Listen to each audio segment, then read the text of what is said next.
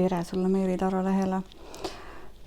Selle nädala üldist energiat iseloomustab selline tarokaart nagu mõõkade 9. Mõõkade 9 näitab seda, et nädal võib tulla tavapärasest emotsionaalsem ja veidike pingelisem.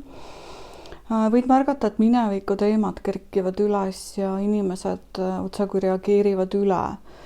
See kaart soovitab võtta hetke ja lihtsalt vaadelda emotsioone, mis üles kerkivad ja lubada nendel olla, et ära mine nende tumedate mõtetega kaasa ja tea, et sina ei ole sinu mõtted ja sinu mõtetel tegelikult ei pruugi reaalsusega olla mitte mingit pistmist.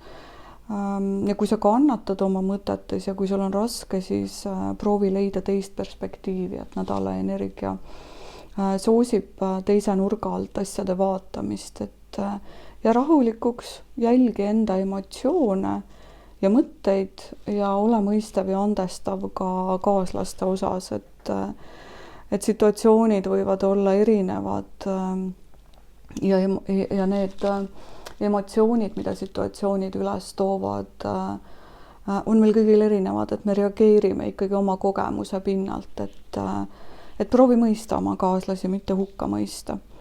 Nüüd suhete positsioonis on selline kaart nagu sauade 4. Sauade 4 sümboliseerib rahulolu.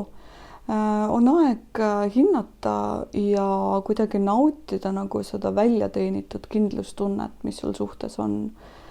Ta innustab ka natuke rutiinist läbi murdma ja tavapärasest erineva tee valida. Et miks mitte proovida teist laadi suhtlust. Ja kui sa oled üksik ja igatsed enda kõrvale kaaslast ja oled vaadanud kogu aeg otse kui ühesuguseid inimesi ja ühest nurgast, siis äkki on aeg laiendada perspektiivi ja vaadata hoopis teise nurga alt kaaslasi või otsida neid teisest kohast, kust sa siiamaani seda oled teinud. Need, kes on juba suhtes, siis nende jaoks on hea nädal. Lihtsalt luba endal oma kallitega koos olla ja lihtsalt naudi mõnusat suhet ja mõnusat hetke ja aega. Töö ja raha positsioonis on selline kaart nagu hierofant, ülempreester.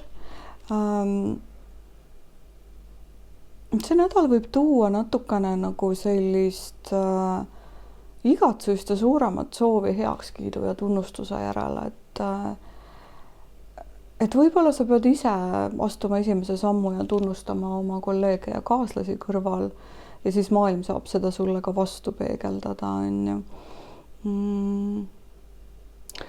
Uusi riske ei soovita töövaldkonnas sellel nädalal võtta, vaid pigem pöörduda traditsioonide juurde ja küsida ka nõu kolleegidelt, nii-öelda targematelt. Mitte, et ma tahaksin panna kuidagi skaalale, vaid teinekord nõu küsimine annab meile sellise soovitud teistmoodi perspektiivi asjadele.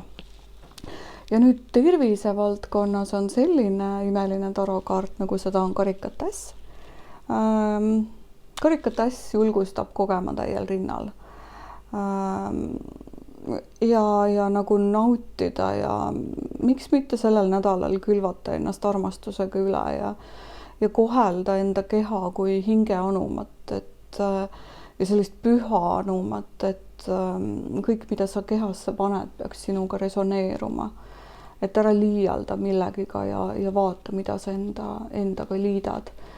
On need siis riided, toit, muusika, kõik mõjutab meie tervist. Kui sa kuulad rasket muusikat, siis ei saa olla ka ülevoolavaid ja kergeid emotsioone, on ju, et hellita sellel nädalal ennast kõige hea ja paremaga, et sa saaksid nautida rohkem selles kehas olemist. Aga kaunist nädalat sulle!